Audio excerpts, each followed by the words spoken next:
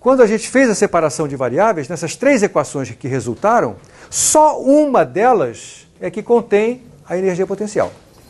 Só uma delas é que contém algum elemento representativo do particular problema que a gente está resolvendo.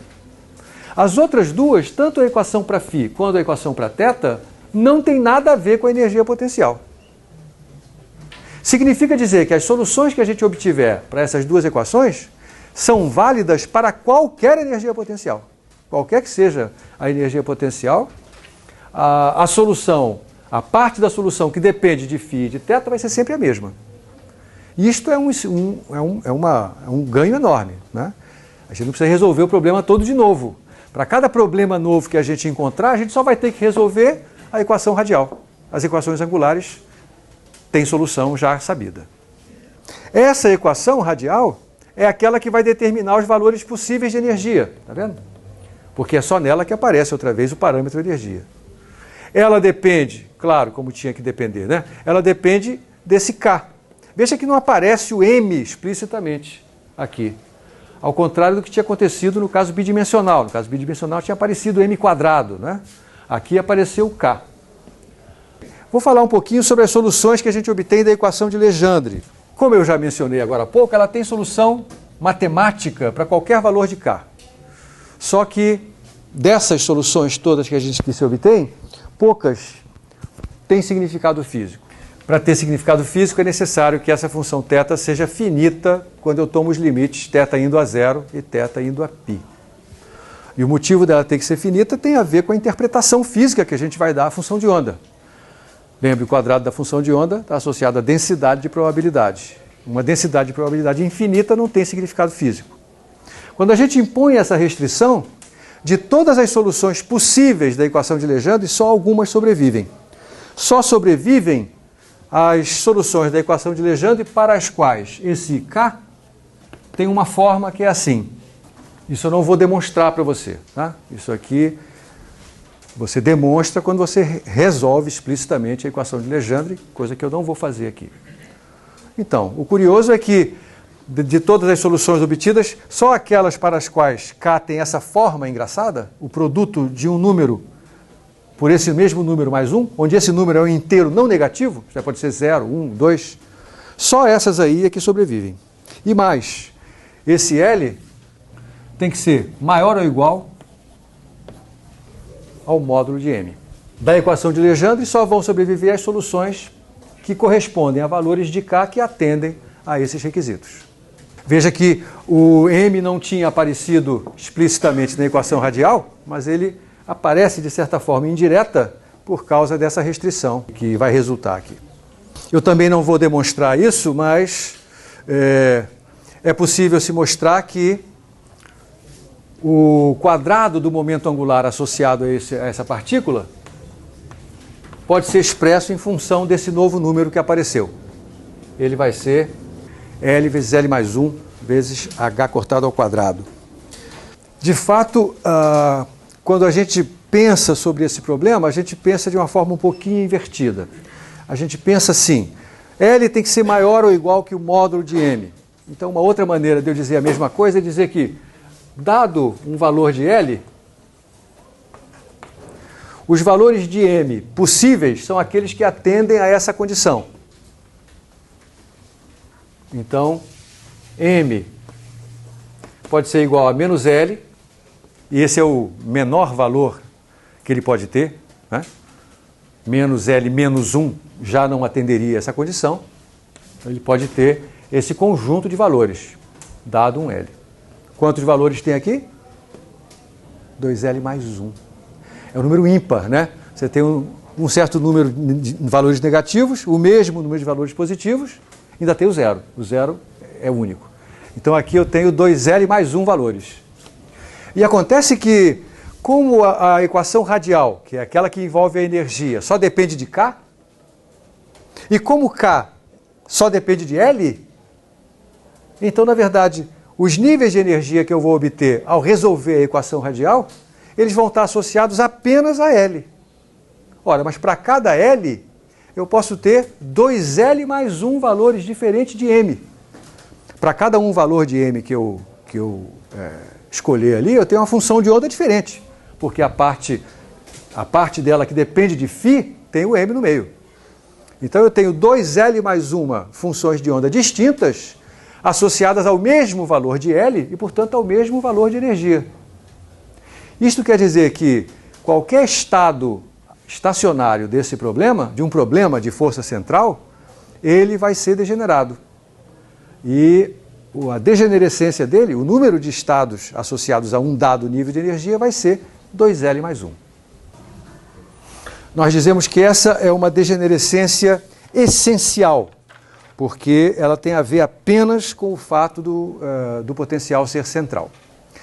De fato, você vai ver mais tarde que existem degenerescências adicionais que vão acontecer nesse problema em função da forma explícita desse potencial. Para alguns potenciais, essa degenerescência vai ser ainda maior. Tá?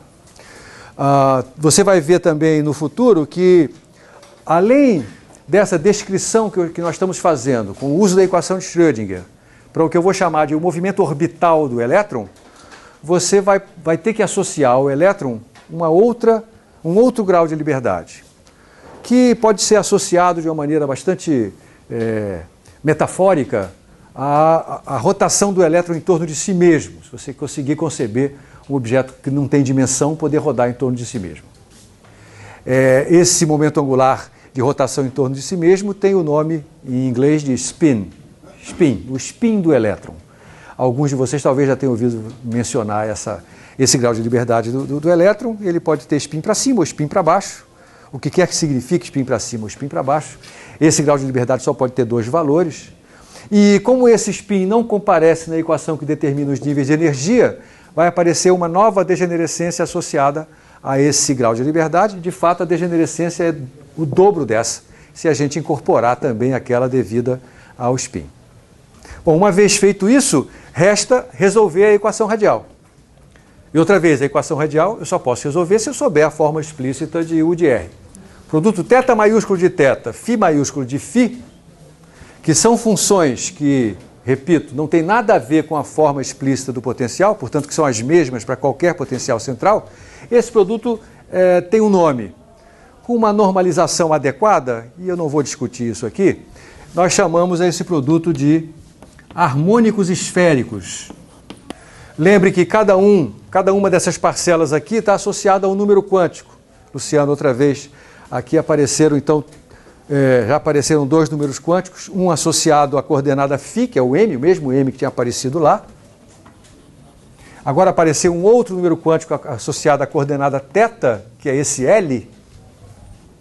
Portanto, esses harmônicos esféricos têm dois números quânticos associados a eles, YLM, e vai aparecer um terceiro número quântico na resolução dessa equação.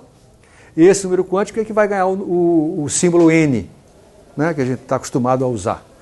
Então, de fato, as soluções completas do problema quântico de potencial central vai ser as funções de ondas estacionárias desse problema são funções de ondas associadas a 3 números quânticos. E outra vez, cada um deles está associado a uma das coordenadas desse problema.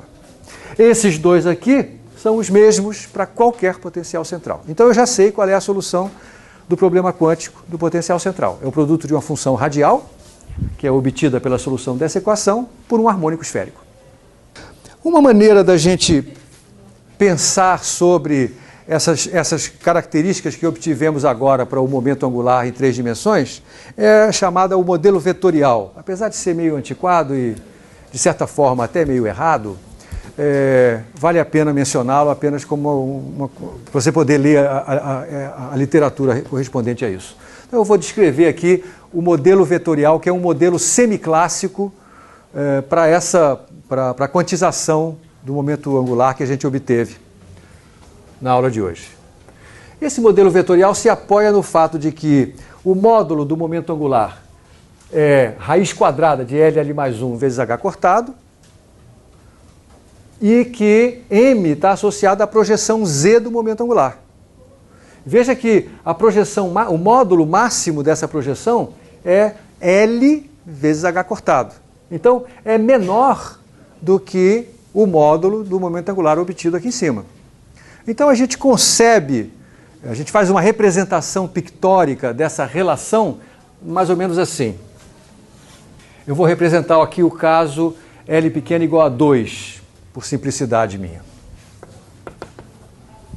Aqui está o eixo Z, e esses vetores representam as 5 orientações possíveis do vetor momento angular para que as suas projeções estejam entre menos L e mais L. Então aqui eu estou representando um vetor cujo módulo é raiz quadrada de 2 vezes 3h cortado. As projeções desse vetor são os LZs, são mh cortado, e esse m vai de menos L até mais L, ou seja, de menos 2 até mais 2. Menos 2, menos 1, 0, mais 1, mais 2. Essa é uma representação pictórica dessas relações de quantização que a gente acaba de obter. Eu digo que são relações pictóricas porque, na verdade, em mecânica quântica a gente não vai representar um vetor momento angular como esse. A nomenclatura antiga para essa situação que eu estou descrevendo com esse desenho é dizer que aparece aqui um fenômeno chamado de quantização espacial. Apesar de um pouco incorreta, essa imagem é muito utilizada por um físico profissional.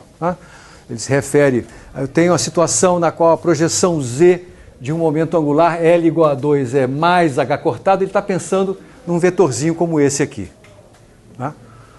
De fato, você vai aprender que existe uma relação de incerteza associada ao momento angular, que é a seguinte: é impossível você conhecer precisamente o valor de mais do que uma componente do momento angular. Então, se você sabe precisamente qual é o valor, por exemplo, da componente Z do momento angular, e saber precisamente o valor dessa componente é saber qual é o valor de m, então você não sabe, você perde completamente informação sobre as componentes x e y.